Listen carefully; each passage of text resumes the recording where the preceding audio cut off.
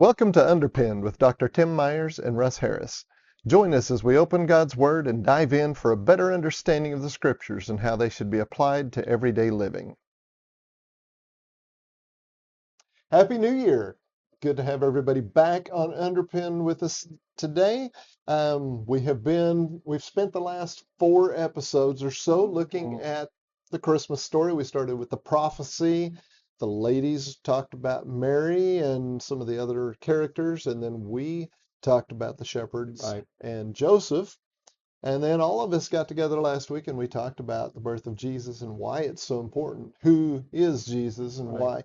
And so today we are going to talk about, as Tim joked last time we were together, about the wise guys, The white guy, or the the white Magi, the wise men. And we're doing it now because in the timeline of his birth, they actually were not there the night of his birth. right. So they were actually in a That's house one when of the the, big misconceptions. yes, even though it looks really pretty with all those nativity scenes, and we have hundreds at our house, Hmm.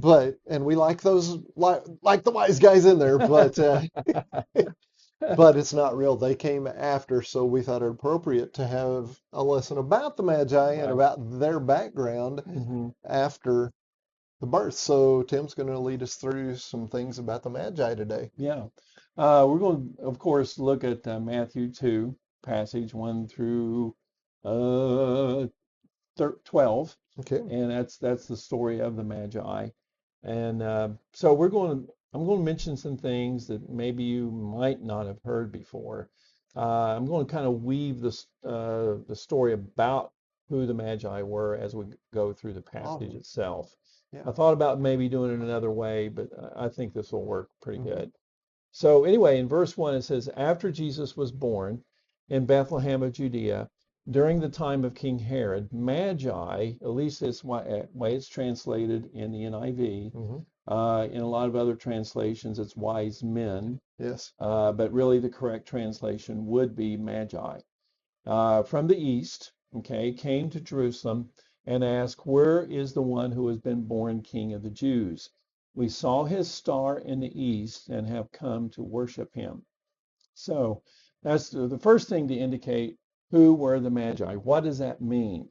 These were priests of Zoroastrianism. And they say, okay, what is Zoroastrianism? Zora, what? Yeah, Zoroastrianism was named after a prophet about 600 BC or so. Hmm. And the, the religion, more or less, that he may be refined. Some scholars seem to think that this religion goes all the way back to about 1200 BC. Oh, So he was around 600 BC. So in other words, he probably refined okay. more of the aspects of Zoroaster, or what became to be known as Zoroastrianism. So let me define what some of their beliefs were. It's really, some people think it's a monotheistic religion. Some think it is a dualistic religion. Okay. Now, what that means is if it's a monotheistic religion, that means there's only one God, Right. okay, and then there's maybe other spirits and so forth, but one God. Uh, Now, if you're talking about dualism, that means that in Zoroastrianism there's a God of good, Ura Mazda, which means Lord of Light or Wise Lord. okay. And then you've got Agru Manu. If you really think about it, I mean, if you really twist it a little bit into English, that means angry spirit. Okay. Okay. So Agru Manu was kind of like Satan Hmm. in Judaism and Christianity. But in Zoroaster, if it is a dualistic religion, which some people believe, that Agru Manu is equal to Ura Mazda. Okay. So it's dualistic. In other Right. words, you have good versus evil Hmm. against each other. So another aspect about these folks is that they did not do animal sacrifices, which is really unusual for that time period. Instead, fire was considered sacred. So their temples had a sacred fire place, Uh, and that's where they did the prayers and other types of rituals. And also they believed that if you followed good words, good thoughts, and good deeds, and following your Mazda, and doing all the, living a good life, then at the end of your life, you would go to a place called paradise. That is a Persian word, and it means kind of a beautiful park with flowers and trees and Okay. shrubs and water and so on and so forth. And but if you, of course, went to or if you did not follow those principles, then you would be cast into a fiery lake or Okay. pit. And so they did have the concept of heaven and hell, Hmm. and also based upon your deeds in life, which where you would go. Now, one story I've heard, and this has been some time back, so I'm going from memory rather than just recent scholar or recent study, but they had like a sword over a pit and it was on its edge. So if your soul was light, in other words, good, then you could walk across that sword into paradise. Okay. However, if you were bad, that means your soul was heavy, your soul split, and then you went to hell. Hmm. Now can't remember the name that they Right. gave to hell, Right. but essentially that's what it is. Mm. And they had a series. Their sacred book is called the Avesta, Okay. and that's where we find out a lot of this. And actually, believe it or not, Zoroastrianism still exists today. Thought I had It heard that. is it is in practice in all the Middle East around Iran, although it's I wouldn't say it's necessarily dying, but it's a very small part because it's not really well, how can I say it? It's been persecuted by Islam. Okay. Okay. So, but anyway, that's what the Magi, that's who the Magi were. They did study the stars as well. Right. And so it mentions here And that I had they, read, I'm sorry, yeah, go I had ahead. read Yeah, go ahead. also Go ahead. or heard or Uh-huh. something that didn't they also do study some medicine and Yeah. some Hmm. other natural Right. Uh-huh. science? They did. They were Yeah. scientists as well Right. as Yeah. religious Right. leaders. Uh-huh. Stars, yes, Hmm. but also Hmm. other natural Yes, sciences and medicine. So they were kind of all around scientists they were. married to religion. Right. Right. Yeah. I mean, their hygiene was very precise. Uh-huh. In other words, you had to be clean, no alcohol. Well, I read that some say that you could and some say that you Right. couldn't. So it's like a lot of Baptists and other Christian sect, so Yes. some say it's okay, some not. Right. So, but anyway, but a very, very moralistic religion. Okay. And like I say, it was practiced in Persia. Cyrus the Great was probably Zoroastrian because he allowed the Jews to return back home to Hmm. their homeland after the Babylonian captivity in Right. 539 BC. Matter of fact, Isaiah, now this may surprise you. This is in chapter 44 and 46, it's mentioned. I'm not sure about 46. I think, yeah, 47, that actually Isaiah calls him a Messiah. Oh, Not the Messiah, right. but a Messiah. In other words, an anointed one to allow the Jews to return Yeah. back home. A type of So savior, in not other words, spiritual. right. So, and in Western culture, I'm probably going on to a lot of tangents, and I don't really mean to, but in Western culture, we look at the Persians as being an evil empire, Right. and they over time they did come corrupt, but and the reason we get that is actually from the Greek historian Herodotus, and who talks about the Persian wars against the Greeks and so forth, Hmm. that we get kind of a bad press about the Sure. Persians. But and also some recent movies like 300, about the Spartans and Yeah. so forth. But actually, the Persians were very, very moralistic, especially like Cyrus the Great and Darius, who came after Hmm. him, really practiced Zoroastrianism. And they did not have a lot of slavery in the Persian Empire, which may surprise you, unlike what the movies portray. Right.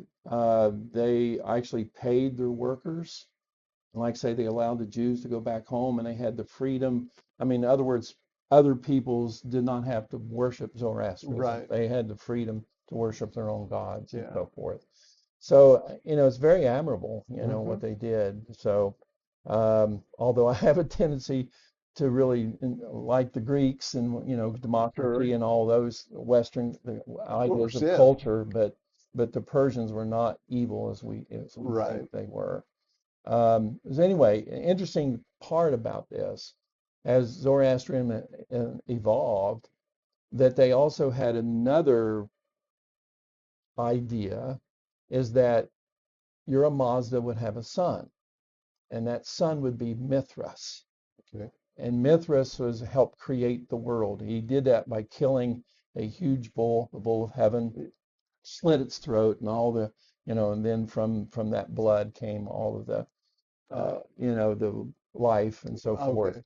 But anyway, Mithras would also either destroy or imprison Agru Manu, Okay. okay, and then set up a kingdom upon earth.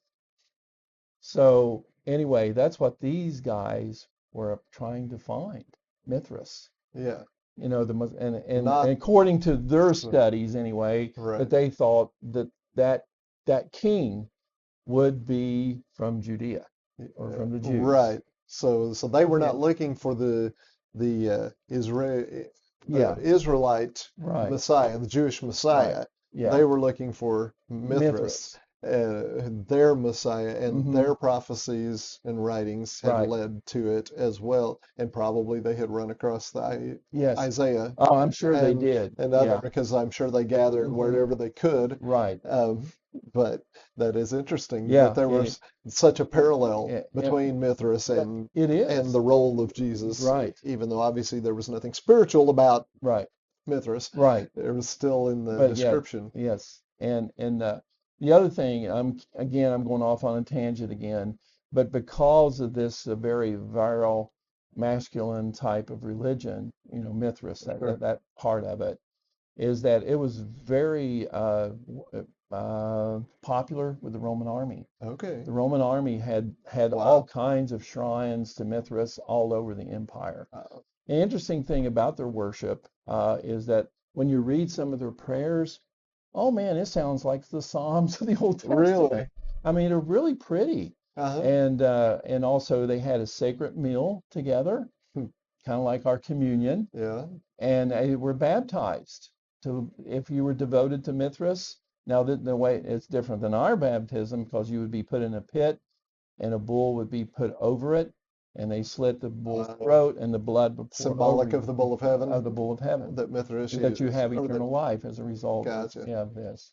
So yeah, so anyway, it's a very, now the Mithras part is a more of an evolution of Okay. the religion Hmm. than the traditional Zoroastrianism, but it did play a big part during this time period Right. when Jesus was born. Okay. And so anyway, let me go on. So they've come to worship him. Hmm. In other words, they're looking for a Messiah, like we mentioned. Yeah. And then when King Herod heard this, he was disturbed, and all of Jerusalem with him. Now, why was King Herod disturbed? Well, a rival I king, was gonna say they you just know. asked, "Where's the King of the Jews?" He That's said, right. "Excuse me, Yes, that's that's me. me. That's Yeah, me." yeah. And actually, Herod was oh man, he was a butcher. Yes. Matter of fact, Caesar Augustus mentioned the fact, I'd rather be one of Herod's pigs than one of his sons. He killed several of his Mm. sons, killed his own wife. And so, yeah, in other words, anybody that was a rival to his throne, he got rid Or of, he imagined or could he be. imagined, yes. And so, anyway, this disturbed, and of course, all of Jerusalem's going to be disturbed because, okay, what's Herod's going to do? I mean, he's Right. very volatile. Most dictators are very unpredictable. You don't know Hmm. what they're going to do next, type Yes. thing. And he says, when he called together all the people's chief priests and teachers of the law, he asked them, where is the Messiah or the Christ who is to be born? And then he says, in Jerusalem of Judea, they replied, for this is what the prophet has written. This is Micah 5:2. They're going to quote, but you, Bethlehem, in the land of Judah, are by no means least among the rulers of Judah. For out of you will come a ruler who will be the shepherd of my people Israel. So Hmm. anyway, they tell Herod this, and Herod, okay. All right. And then Herod kind of tricked the Magi. He says, when Herod called the Magi secretly and found out from them exact time the star had appeared, Hmm. and we don't know exactly because it doesn't say when that star appeared. Right. But he said, sent them to Bethlehem and said, go and make careful search for the child. And as soon as you find him, report to me so that I too may go and worship him. So anyway, probably the Magi, I don't know if they knew about Herod's reputation or not, said, okay, Hmm. so we'll go and make that search and so forth. And of course, Herod wanted to know, okay, when did the star appeared? When was he born? Uh, how, if he is, There's a little note here yeah, right. Go on that ahead. Yeah. phrase, the time the star appeared. Uh-huh. This is the New American Standard, and there's a note at the bottom that says literally it would be the time of the appearing star. Right. Sounds almost the same, Right. but if you think about it, the time the star appeared, that's like 3 months ago on Tuesday Right. or whatever. Right. But the time of the appearing star, that sounds more like a time period. So Hmm. it sounds like he brought them in and wanted a private master class Right. on these prophecies that they had Well, it so could he be. could gather Yeah. Very. all of the tidbits Uh-huh. so that he could figure out Right. and find this This. this usurper king, Right. That's baby right. king, Right. whatever. Exactly. That Yeah. I had never noticed that Well, before, but that that's kind of good. puts a little Yeah. spin on It that. does. It sure does. And anyway, after they heard the king, they went on their way, and the star that they had seen in the east went ahead of them Hmm. until it stopped over the place where the child was. Now, some scholars, and I don't want to dispute them necessarily, but they believe that it was kind of a more of a natural type of occurrence. It's the time that makes it unique and Hmm. miraculous. They think, the planets like Jupiter and Saturn and so forth aligned together and made it seem really bright. Hmm. And but what really concerns me is the fact it went ahead of them. Right. In other words, it moved. And scholars, and I know some of these Yeah. scholars probably claim to be Christians, maybe Uh-huh. are Christians Right. that try to do this, but I'm sorry, maybe I'm just a simple man. But the reality is that we're talking about the God of the universe, the Right. God that created everything, and the God that led his people Israel out of Egypt and led them by a pillar of fire Fire at at night. night and a And cloud in the daytime right. that they had to chase after, and not chase, But yeah. it led them. And if God can use a pillar of fire out of nothing, Right. he can make a cloud follow the path he wants them to go on. Right. And remember, he wasn't just leading them directly to the wilderness. That couldn't have been natural because he led them all over the place Yeah, that's right. as punishment. Right. So, Right. For so 40 there, years. so there's precedent for Yes. God to do this, to Correct. take this star, Uh-huh. and I'm sorry, he might have just made this brand new star appear. I know Yeah. that's not natural, Mm-hmm. but that's why they call it a miracle, boys and girls. Right. Right. I'm Yeah. sorry. Right. Yeah. That's just, and I'm with you. I think that star Yeah. appeared, it led them, they Mm-hmm. followed it, Yeah, I think it was and the when they Shekinah got to glory Herod, as well. then Yeah. that star said, no, he's not here. This was God telling them, Uh-huh. Messiah's not here. He's over here. Come follow us. Right. Come Right. follow me. And even though they didn't believe in God, they still followed, Mm-hmm. which to me is also, as an aside, kind of a statement on the control God has Right. over people, Yeah. even the ones who are not his believers. He is Uh-huh. sovereign, Right. which we've talked about. Yeah. Sorry, I went off on a No, tangent that's this time. okay. But Because I that's what gets me too, that it went ahead of them. yes, And that was a stars miracle. don't normally, or Mm, even planets, if it's no. planets, don't exactly And do if you're that. talking a meteor that looks like a Yeah, shooting star, they right, go faster than right, that. right. Some scholars I've even read that think it may have been a comet, Yes. which, okay. I mean, I'm God not, could have used a comet, he sure. could have, But yeah, how because they did do move, But even then, the Yeah, timing of that comet was such that right, after they talked to Herod, right. as they go out to find out where this baby is, and oh, here's this comet, and they're Yeah, going to follow it. So, yeah. but the comet had to have already been there because they followed it from their homeland. Mm-hmm. Right. So, yeah, Yeah. that I'm And not buying it. I have seen the Hellbop comet, and it's really pretty. It was pretty cool. Hmm. And I have, believe it or not, this was when I was actually in Bible college. This would have been in the mid 70s Hmm. that I think Jupiter and Mars, I think, did align. Yes. And boy, it was bright, Uh-huh. but it didn't exactly move. Now, of course, as the Earth goes around its Right. orbit around the It appears to sun, move. it appears to I move. get that. But yeah. And there are natural phenomena that could look like this, but Hmm. whatever God chose to use to do this, Right. I don't believe we're going to explain it away No. with natural occurrences. Right. This was the hand of God, Yeah. even if the hand of God chose to use the timing of Jupiter, Mars, Saturn Right. Uh-huh. aligning or whatever Right. else. Yeah. And it says it went ahead of them until it stopped Yeah, and the place where the child was. tell me when a comet last Yeah. stopped Right. Yeah. Or to hang any over the house. right or any type of Right. planetary Yeah. object. What So did Jupiter and Saturn align and then they came up with a neon sign and an arrow pointing to the house? yeah. Yeah. Yeah, I'm not buying it. Right. I'm just not there. Right. Yeah.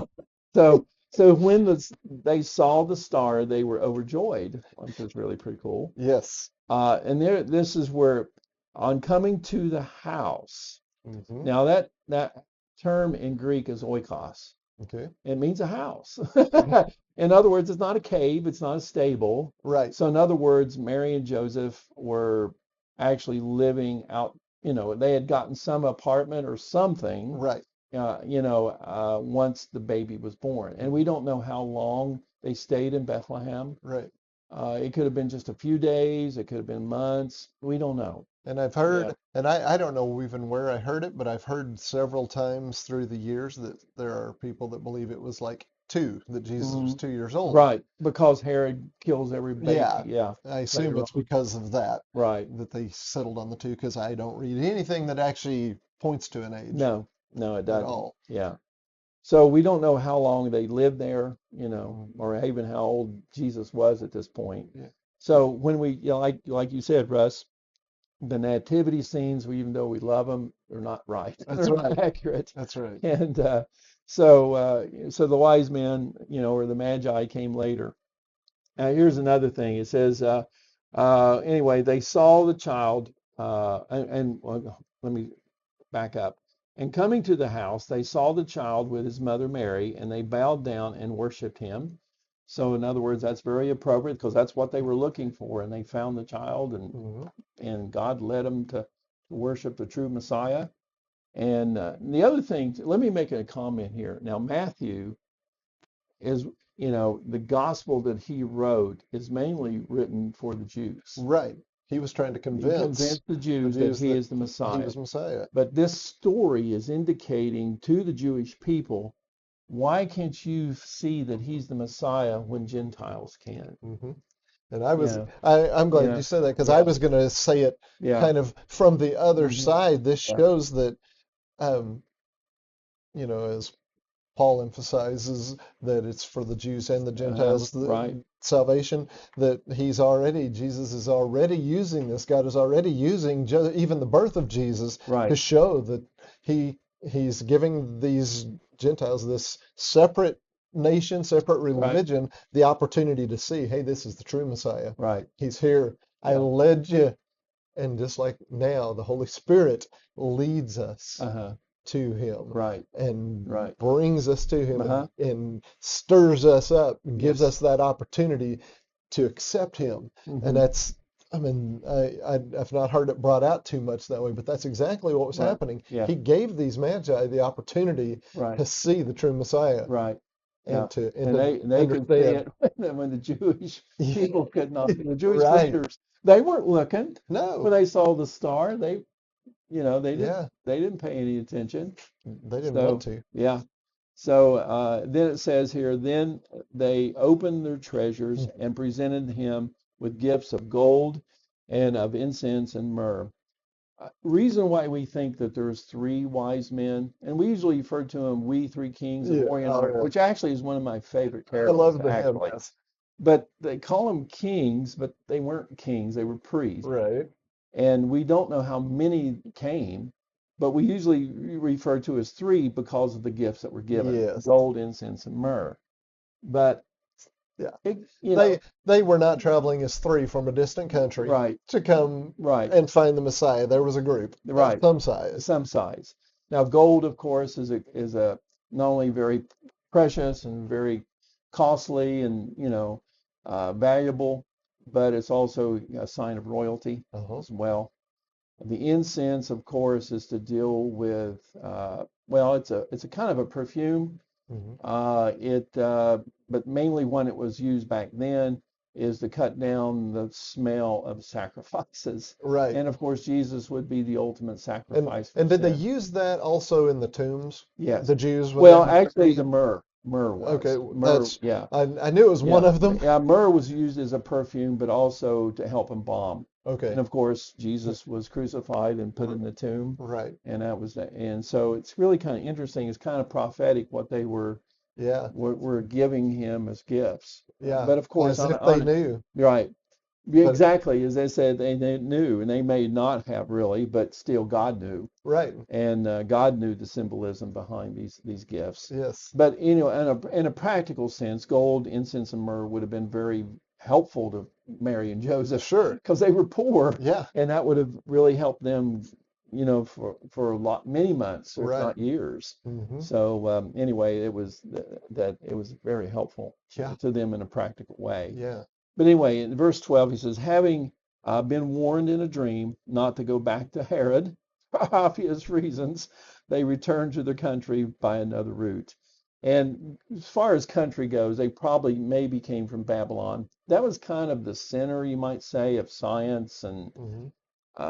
well, for lack of a better word, magic and medicine and all Right. those type of things. If you read Daniel, for instance, Hmm. you get that impression. But anyway, at this point in time, again, this is just a minor point, not really, you know, real pertinent to the story.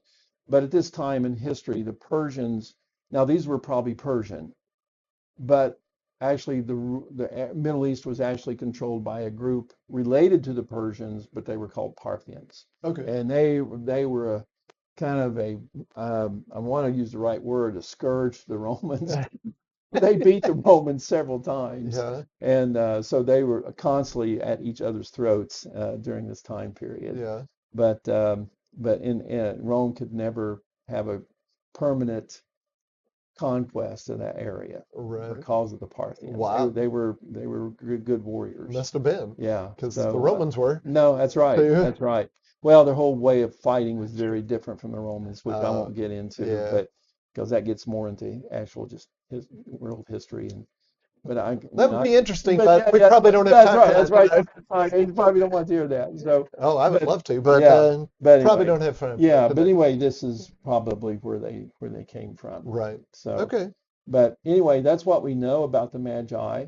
Hmm. And some of my ideas may be kind of off, but I think they're fairly accurate from what I've studied anyway, Uh-huh. about what I know about Zoroastrianism and about the Mithras and all that. So And I, anyway, and I gotta just say again, um, I'm pretty much what I already said, yeah, but this just drives home to me more than any other time I've read this, uh-huh, with us discussing it here, how this was the Messiah, the hmm, prophesied Messiah right, that had come, but he came for the whole world. right. And And Isaiah even mentions uh-huh. that when the Messiah would come, it'd be for the whole world Right. and not just for the Yeah, Jews. and we don't bring out that much, or at Yeah. least I've not heard a lot of Hmm. preachers and teachers bring out too much how symbolic and how much this illustrates the visit of the Magi, illustrates that call to the world. Right. And I mean, from the time they studied writings, Hmm. whatever all writings, and Right. I will always believe that at least some of those were Isaiah and Oh, I some of do the other too. prophets. Yeah, And yeah, otherwise, how would they know to come to, right.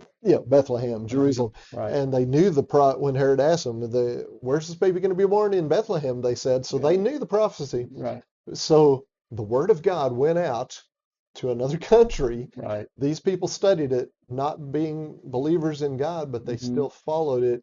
And then they came, they foreshadowed his death with these Right. gifts. they were warned by God, they were spoken Hmm. to by God, they were warned to do so, and they were obedient to God. Right. We will never know if they became believers. I Oh, would, I think they were because it said they worshiped him. yeah. So I think they did Um, at this point. so I mean, that's people from Yeah. a completely different foreign country, Right. completely different religion, and yet God called them and He Right. drew them in. And that's what He Right. wants for Yeah. each of us. Right. Such a beautiful Yeah, picture. it is. I love the story. And it Yeah. brings out more when you know a little bit more about the background Oh of yeah. these guys. Yeah, So, that yeah. was interesting. Thank Yeah. you for all of Oh, that, man. sure. That's awesome. Sure. So that kind of wraps up our Christmas series, even though this is New Year's, and it also starts us off. Next time on Underpin, our wives are going to be back with us, and the four of us are going to discuss. Um, since this is the beginning of a new year, we're going to discuss our new beginnings Hmm. as Christians. When Yeah. we're going to share our testimonies when we got saved and kind of discuss that. And then in the weeks following, Tim and I are going to go into a series of things focusing on the life of Jesus, but taking from that the things that as Christians we should be doing, Hmm. the things that Jesus told us he wants us to do, and the things that he showed us through the way he lived Right. that he wants us to do. So we ask that you stick with us. Please tune in again next time and be ready to dive in with us into this next series that we're going to go into. Thanks for listening. Thanks for joining us today on Underpinned. Don't forget to subscribe, leave a review, and share this episode with your friends. Join us again next week as we continue diving into God's Word. Until then, you can find us at www.underpinnedministry.com and at Underpinned Ministry on Facebook. For questions and comments, you can reach us at questions@underpinnedministry.com. Thanks again for listening.